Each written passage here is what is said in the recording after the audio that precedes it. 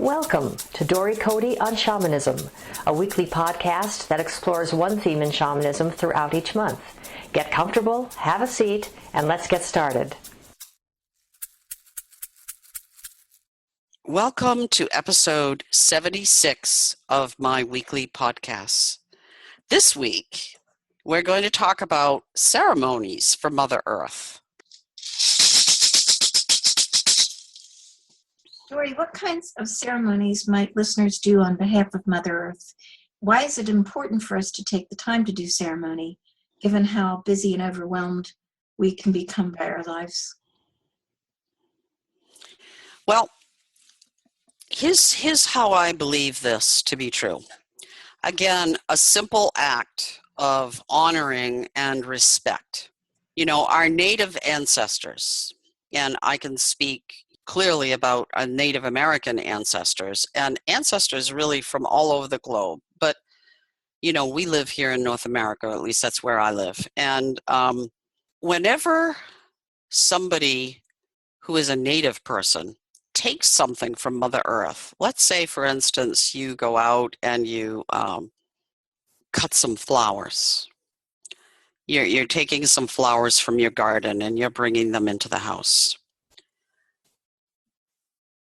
In general, what our indigenous ancestors and those who still live in indigenous cultures do is they give something back to Mother Earth as a thank you.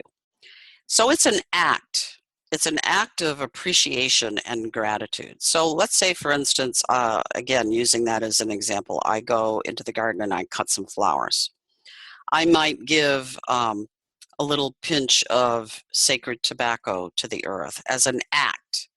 Is the tobacco actually feeding the earth?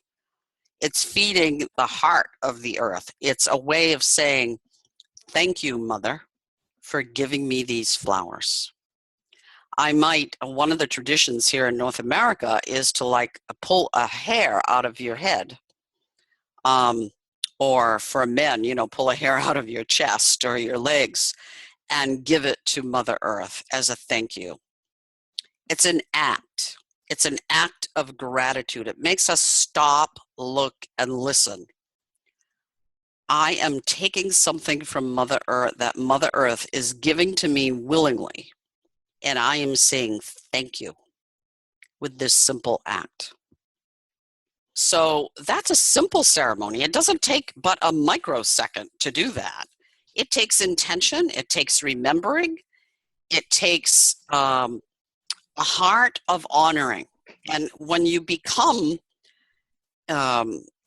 entrenched in understanding the importance of showing gratitude, the same kind of gratitude to Mother Earth as you do to other humans, or hopefully animals, then you've stepped into another way of understanding that Mother Earth is giving all the time. So, if you go to your mothers or your grandmothers for Thanksgiving, and this huge feast is put on for you, and maybe you bring a salad, but for the most part, you're there to participate in this huge feast. Would you leave there and not say thank you to the people who created this amazing feast for you? I would hope you wouldn't. I would hope you would at least take a moment and say thank you so much for making this amazing dinner and for bringing us all together to celebrate. Well, the earth is giving to us all the time. And if we don't stop and give thanks to her, then we are missing an incredible opportunity to understand and be truly the humans that we aspire to be. And that is humans who live from a place of gratitude and thanks. And so that's a simple ceremony. When I say ceremonies for Mother Earth, that's a very simple ceremony. It's, it takes a nanosecond to pull a hair out of your head and give it to Mother Earth and say, thank you for giving me these amazing flowers. That's a ceremony. It doesn't have to be complicated. When there's so many people in between us and what we're receiving from Earth, like when we go into the grocery store, it's hard to remember this is coming from the Earth. Mm. I'm almost thinking I'll try, when I go into the grocery store, being more conscious of that and seeing how that goes. Yeah, that's a really good point, Jill. I live in the, sort of semi-rural area, and, most of my vegetables come directly from a farm, and, I have a really clear connection to the earth, and not everybody has that in their lives. A lot of people, get most of their food and nurturants, and even, cut flowers from a greenhouse or from a grocery store or whatever. So, um, yes, remembering that, consciously, that all that food, all those flowers, all those plants come from Mother Earth, and, to thank her for that. So maybe you're not going to pull a hair out of your head in the grocery store because people might wonder about you if you were to do that there. But you can just have in your heart as you go around with your cart and pick those tomatoes off the shelf and say, wow, thank you, Mother Earth. Say this in your heart. Thank you, Mother Earth, for giving me these amazing tomatoes. Thank you, Mother Earth, for giving me this amazing, lettuce um, or even meat. Yes, many of us eat animal products, and again, our indigenous ancestors did ceremony, ceremony, ceremony, ceremony before, during, and after the hunt. And they paid incredible reverence to the animals that they took. We have completely forgotten that. Completely forgotten that. And it's not good. It's not good for us as humans, and it is not good for Mother Earth. So in episode 74 of this series, you mentioned that intention drives the train. And your last answer was also talking about energy following intention. Mm-hmm. How can we create ceremony if we're a listener who doesn't know where to start? You've given some suggestions. Can you give us more insight about this? And are there resources where we can find ideas or inspiration? And are there times of year that are important to do ceremony? Mm-hmm. To answer the last question, every day of the year is a time that's important to do ceremony. And I think, as modern day humans who are not necessarily, living in a shamanic community of fellow beings, we believe, we have it in our heads that ceremony is a long, complicated thing, and that we have to have lots of tools, and we have to be prepared, and we have to have all of that, when in fact, ceremony can be very, very simple and can just be created in the moment. Yes, there are, of course, much larger ceremonies, just like, we come together to celebrate somebody's birthday, and it's a big deal, and we make a cake, and we have candles and all that. That's a ceremony. But ceremonies of gratitude for Mother Earth and ceremonies to honor her cycles and all of that do not need to be complicated. A simple thing like, and I think it's really wonderful, despite the fact that I have asthma and sometimes it's annoying to me.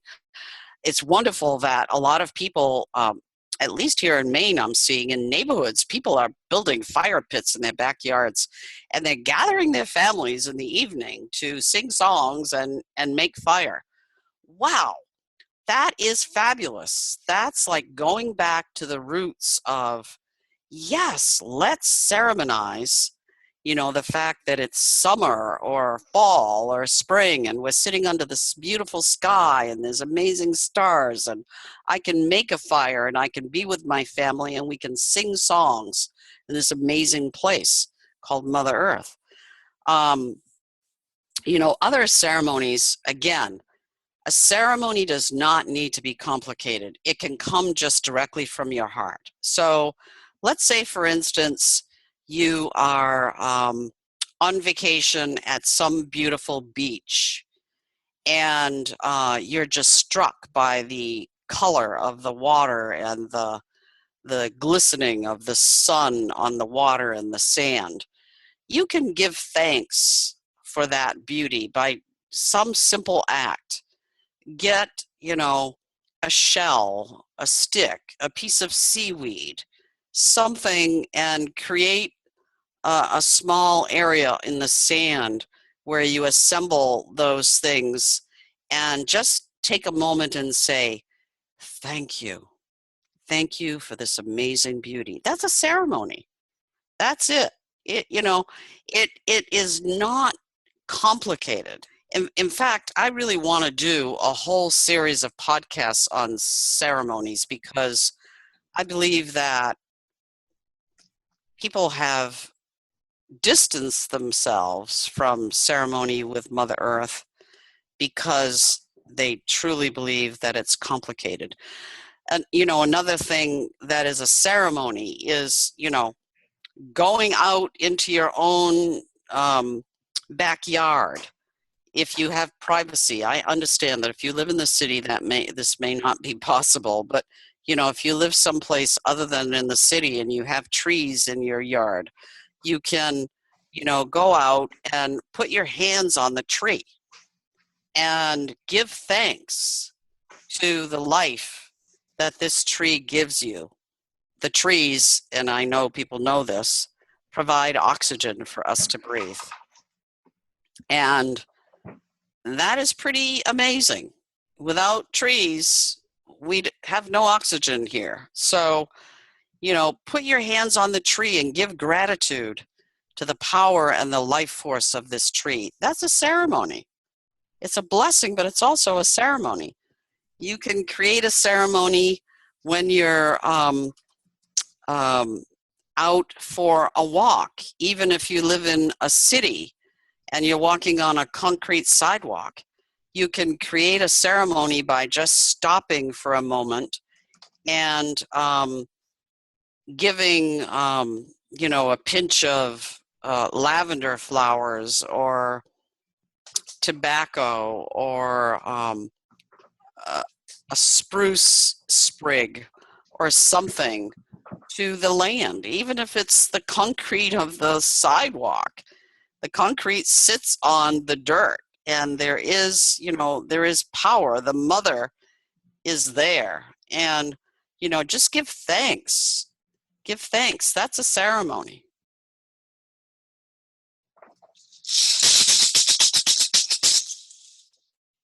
Can people actually experience visible or tangible results from the efforts of creating ceremony?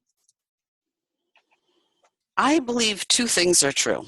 One is that people will experience a shift in their own thinking, and particularly in their own heart. They will feel good about having done the kinds of things that I've been talking about. And that then creates more goodness in their life. It helps them to feel positive about themselves and positive about their connection with the earth. And then that's going to feed their wanting to do more of that because they feel good about it. So that's, that will translate to some tangible results for people because of the goodness that they'll feel in their own heart. The pride that they will take in having done something that is an act of gratitude. Aside from that, when we develop relationship with Earth and all of her beings, all of those beings do provide us with tangible results.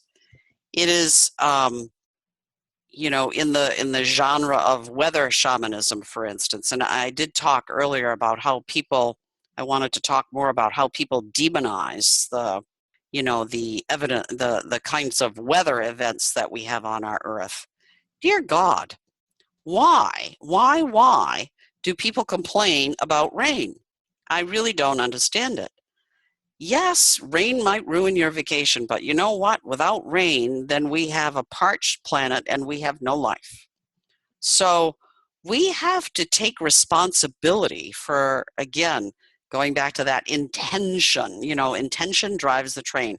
If you demonize certain weather aspects of life here on Earth, then you're living in that place of the glass half empty. You're looking at everything in a negative kind of way, rather than saying, wow, it's raining. This is just really awesome.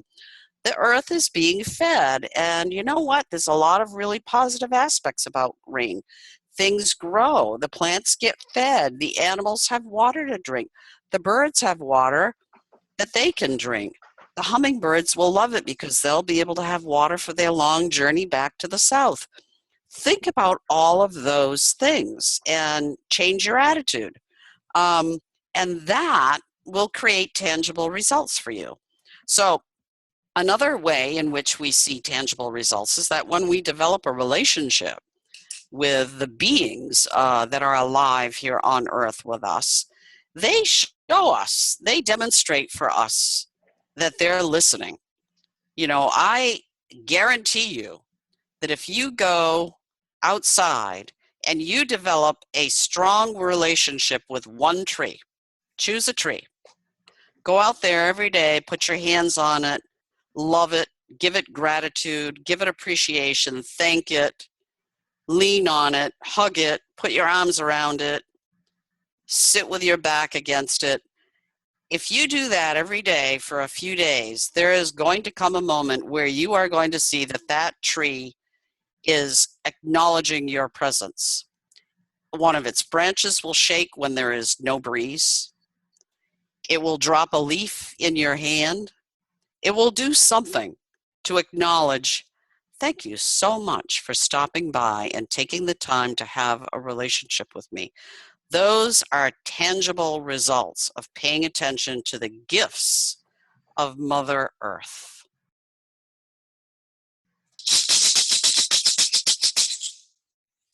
What is your advice about what to do going forward? My advice is that if every person stops for just a moment and pays reverence to the amazing being that we call Mother Earth, we can change the trajectory that we're on right now of limiting the life of this earth as a planet that will sustain life for humans, plants, and animals. It really is that simple. It's an individual act, the act of millions and millions and millions of people showing reverence, paying attention, just like our Native brothers and sisters are doing right now all over the country of the United States and in Canada. They're coming together and they are respecting and they are doing ceremony every day with water, understanding that water sustains life here on earth, and without clean water we have no life. We don't have to go to North or South Dakota to be with these amazing people who are gathering. We can do that at home.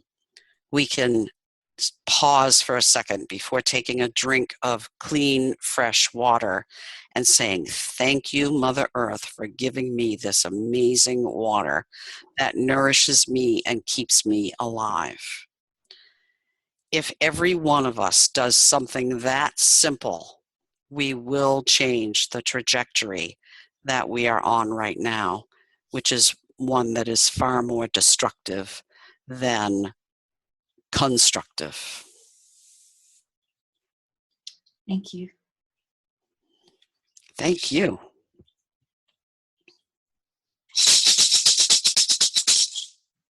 Is there anything else you'd like to add on this topic at this time? No, thank you. I appreciate the questions. I appreciate your time, and I'm feeling inspired from this podcast to do a podcast on weather, the spirits of weather, which is so much a part of how we show reverence to the earth rather than demonizing some of her amazing spirits. Thank you for listening to Dory Cote on shamanism. We'd love to hear your thoughts, stories, reactions, and questions. Come on over to dorycote.com and join the conversation. And tune in next week for more on this subject, or next month for a new subject. You can subscribe to this podcast in iTunes or sign up on dorycote.com to receive notices when the podcasts are posted. That's Dory, D-O-R-Y, and Cote, C-O-T-E.com. Drumming and rattling by Dory Cote and Terry Morgan. Technical assistance and audio production by JillHackett.com. And this is Susan Savelle, wishing you many blessings in your life. We hope to have you join us next time.